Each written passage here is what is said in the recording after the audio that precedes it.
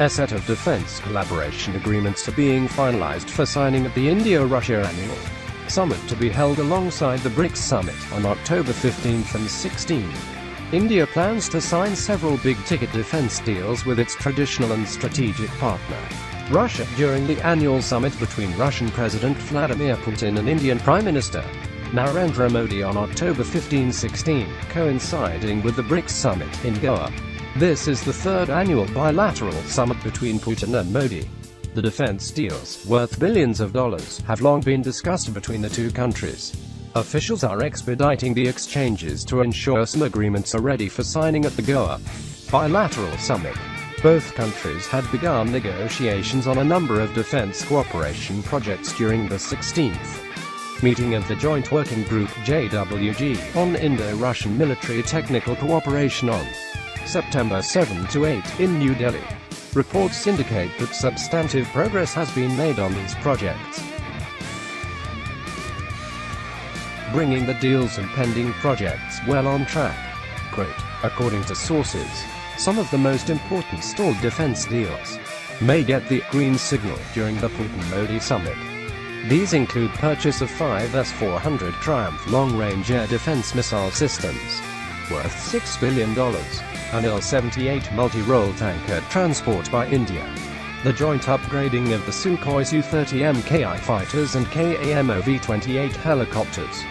The projects most likely to be finalized during the summit also include the long-awaited joint development of the fifth-generation fighter aircraft FGFA worth over $20 billion, and the joint production of Kamov Ka-26 light helicopters.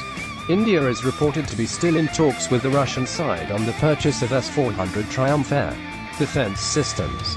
It may be recalled that under the chairmanship of Indian Defence Minister Manohar Parrikar, the Defence Acquisition Council (DAC), the highest body that takes decisions on weapons purchasing, had cleared the purchase of S-400 air defense systems from Russia in December 2015. However, Russia is still awaiting the final go-ahead from India on the supply of the newest missile systems. Negotiations between New Delhi and Moscow on the deliveries of S-400 surface-to-air missile systems and on some other aspects of military technical cooperation between the two countries are in progress, Pankaj Saran, India's ambassador to Russia, said recently.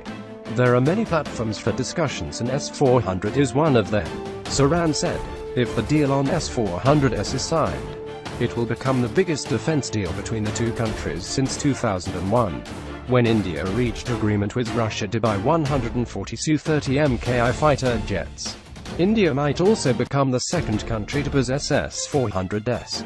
Russia signed an agreement with China in April 2015 for the delivery of the S-400s. Russia's delivery of the cutting-edge missile systems to India will strengthen its air defenses along the borders with China and Pakistan. Discussions on the joint development of FGFA resumed earlier this year, after they were suspended over differences on the percentage of work share in the research and development content between India and Russia.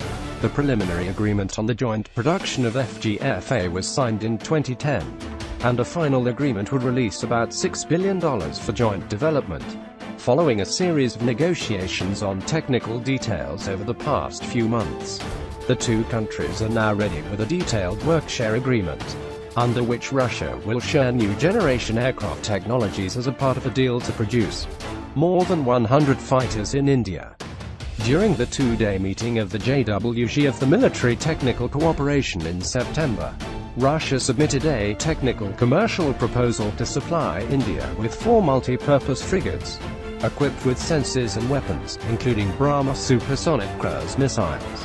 Under the proposal, out of 4 frigates, 2 will be delivered from Russia, and the other 2 will be built in India. There are already 6 frigates, including 3 Talwar-class and 3 Deg-class frigates, with the Indian Navy. The JWG also discussed the issue of joint production of 200 Ka-226 twin-engine multi-role helicopters. The deal on joint production of the Ka-226 helicopters in India under technology transfer from Russia was signed during the visit of Prime Minister Modi to Moscow in December 2015. Sources said 60 helicopters would be supplied for assembly in India. while the remaining 140 will be manufactured in India. It is the first major project to be implemented under Indian government's Make in India program.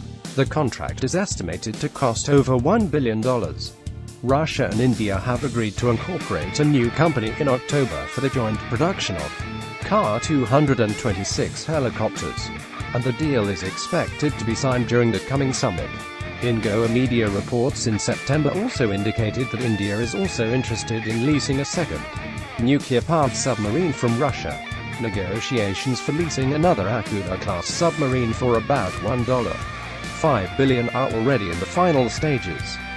India's only nuclear attack submarine, Hind Chakra, was also leased from Russia in 2012 for 10 years for a price of $900 million. India is interested in a different and newer class of vessel. Officials have expressed hope that a deal may be signed very soon. Russia is also assisting India in building its indigenous nuclear submarines.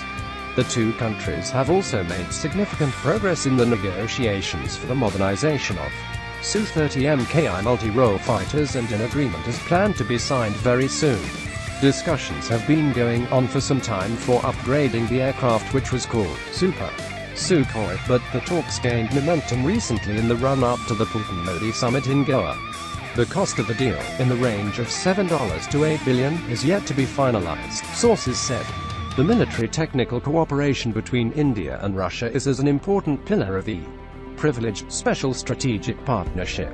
Quote, "It is not merely a relationship of a buyer and seller, but works on complex joint research, designing, development and production projects, with participation of the Indian public and private sectors, and licensed production in India, thereby advancing the Make in India program."